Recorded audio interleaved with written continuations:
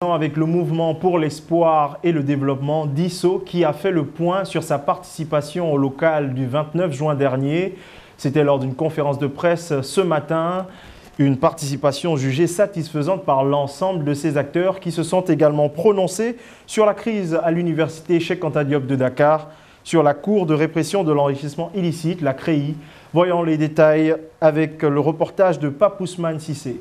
2 mois après le déroulement des élections locales du 29 juin dernier, l'heure est au bilan pour le mouvement pour l'espoir et le développement d'ISSO, devenu un parti politique dirigé par le président Ibn Taymiya Silla. La participation de ce jeune parti à ces dernières joutes électorales était plus que satisfaisante selon ses membres du directoire. Mais la question qui se pose est pourquoi avoir attendu jusqu'à ce jour pour faire le bilan. Le bilan, il est positif. Le bilan, il est positif parce que nous n'avons eu que 2 mois pour préparer ces élections locales et quand même nous en sommes sortis très bien. Et aujourd'hui, nous sommes actuellement en contentieux avec le PDS au niveau de la Cour suprême pour la mairie de Koupantoum. Et je pense que tous les observateurs se sont accordés sur un fait, c'est que d'ISSO a gagné la mairie de Koupantoum. Mais seulement il y a eu un transfert excessif d'électeurs d'autres régions vers Koupantoum qui a fait que le maire sortant a pu garder son siège pour l'instant.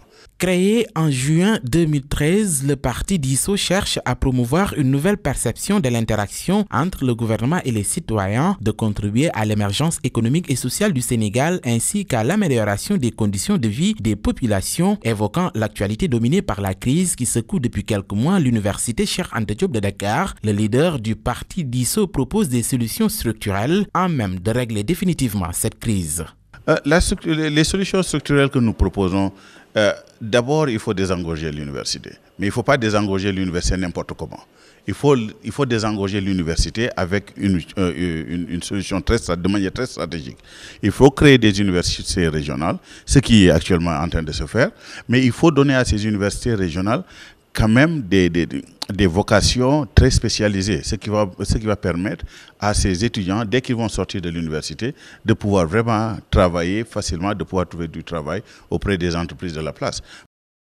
Autre point évoqué lors de ce face-à-face avec la presse, la CREI, une juridiction très contestée de par sa composition et son mode de fonctionnement, explique Ibn Silla, estimant qu'il doit tout de même servir de pédagogie à toute la classe politique sénégalaise. La CREI est une juridiction qui existe aujourd'hui dans notre architecture constitutionnelle. C'est là. Donc je pense qu'en tant que républicains, nous ne pouvons que l'accepter. Maintenant, nous sommes d'accord que quand même, il y a des aspects de la CREI quand même qui méritent d'être vraiment retravaillés afin que ça soit conforme à une loi que nous voulons dans un état de droit. Je pense que la CREI en tant que telle aujourd'hui a quelque chose de pédagogique parce que ça incite ou ça dissuade d'éventuels détourneurs de deniers publics. Se fixant comme objectif l'implantation d'un nouveau projet de société qui va favoriser l'émergence du Sénégal de manière durable, le parti d'ISSO entend poursuivre ses actions de massification sur le terrain en donnant rendez-vous à tous les Sénégalais aux prochaines élections présidentielles tout en promettant de créer la surprise au lendemain du scrutin.